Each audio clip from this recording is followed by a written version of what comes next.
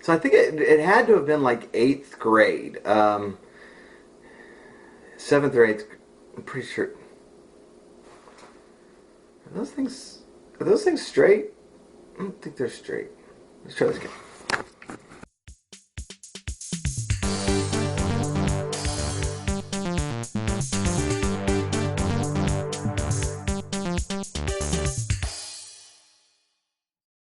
All right, so I think it would have had to have been in eighth grade, where in my junior high we had like this journalism class, and we put together a newspaper. It may have been two newspapers in that semester, but I know we at least did one, and we can kind of pick what we wanted to write about. And I made up a pen name and wrote video game reviews, and video games weren't quite cool yet, and that's why we did the pen name.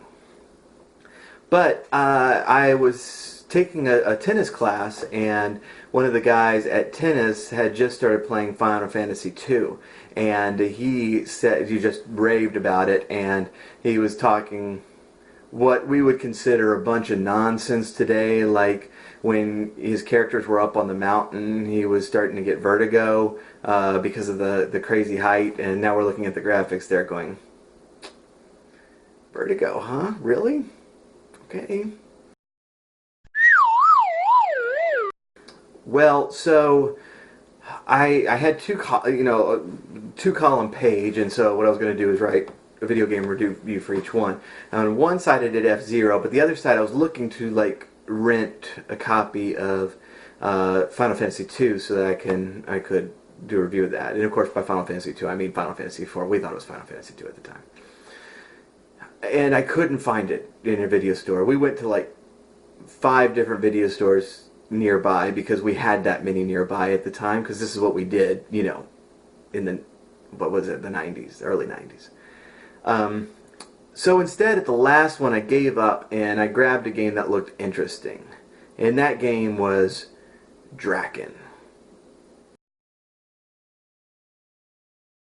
So if you've never heard of Drakkhen, there's really no reason that you should have. It was kind of interesting. It was this kind of, like a D&D type atmosphere. It was 3D, and you kind of moved around, and it was kind of difficult to navigate. But then an enemy would pop up, and your characters would walk out and just start smacking on him a little bit, and then the bad guy would break your shield, and it would annoy you, and then you get a lucky hit and kill him, and get some stuff and all this cool jazz.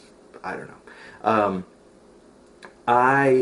The problem with Drakkhen is that the plot is just impossible to follow. You really, unless you know where you need to go, you don't know where you need to go.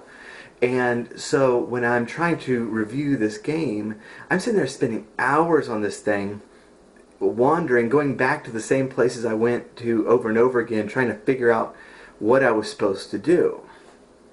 So in remembering that, I went online and did a YouTube search and found somebody who was playing through the game, and I watched about an hour of that, and I'm like, you know what, this game actually looks pretty cool.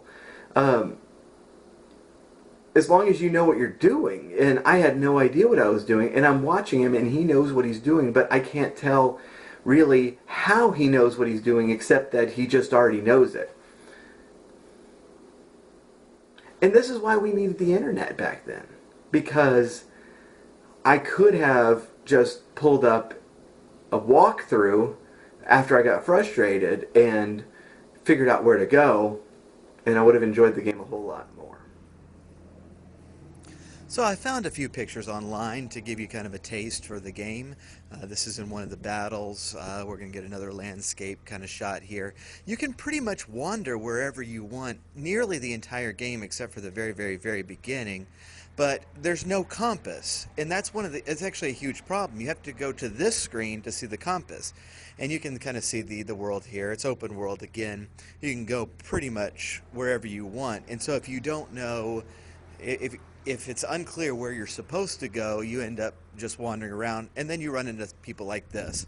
This guy's my favorite. This is like a giant panther just stuck his head through a rift in the space-time continuum and then eats, your characters. He's pretty awesome. One of the dungeons are a little bit more two-dimensional, a little bit more traditional. You run into people here, they say kind of things that aren't very helpful and fight you or try to send you somewhere and you're not sure where you're going. But you can actually, pull items off the walls and use them, shields and stuff. So it's very interactive. So it actually looks pretty cool game. I wish I knew what I was doing when I played it.